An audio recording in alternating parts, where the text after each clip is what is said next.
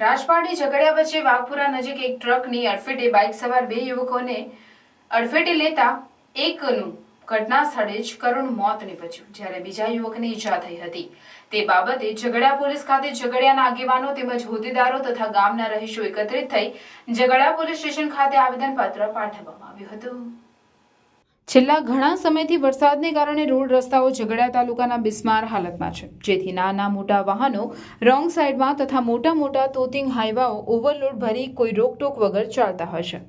વાહન ચાલક પોતાનું વાહન ચલાવતા મોબાઈલ પર પણ વાત કરતા પોતાનું વાહન ચલાવતા હોય છે, જેના કારણે અકસ્માતો થતા હોય છે। તેના લીધે નિર્દોષ લોકોને પોતાનો જીવ ગુમાવવાનો વારો આવે છે। આ માર્ગ પર મામલતદાર ઓફિસ તેમજ બાળકોની છાત્રાલય પણ આવેલી છે, પરંતુ આ માર્ગ પરથી નાના મોટા વાહનો તથા મોટા મોટા તોતિંગ હાઈવાઓ ઓવરલોડ ભરી ઓવર સ્પીડે રોંગ સાઈડ જતા હોય છે, જેથી અવરજવર માટે મુશ્કેલીઓનો સામનો કરવો પડે છે।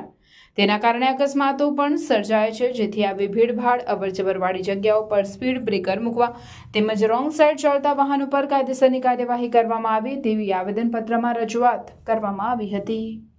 આજરોજ અમે ગામના નાગરિકો તથા જાગૃત યુવાનો એમની સાથે ચોકડીથી લઈ પોલીસ સ્ટેશન સુધીની એક નાનકડી રેલી કાઢી હતી।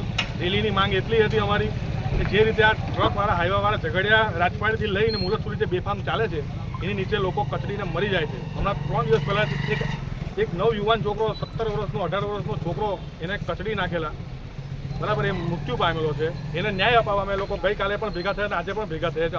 અમારી માંગ એટલી છે કે જે સ્પીડ બ્રેકર છે સ્પીડ બ્રેકર બનાવે અને જે રોંગ સાઈડ પર જનારા બેફામ લોકો હાઈવાવાળાને જે પોલીસ અધિકારી ત્રણ ગાડી બે કે ત્રણ મૂકીને એમને બંધ કરાવે। અને જે રીતે આ ટ્રાન્સપોર્ટરો બેફામ બનેલા છે, બરાબર, લોકમુખી એ ચર્ચા પર જાણવા મળે છે કે ભાઈ એ લોકોનું પેકેજ પહોંચી જાય એટલે કાર્યવાહી થતી નથી, પરંતુ હવે એવું ના થવું જોઈએ।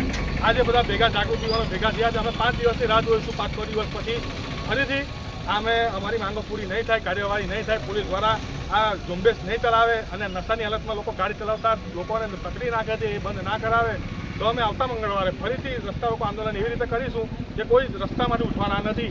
અમે નાનકડું આંદોલન નથી, અમે બહુ વિશાળ આંદોલન કરવા પછી મજબૂર બનીશું।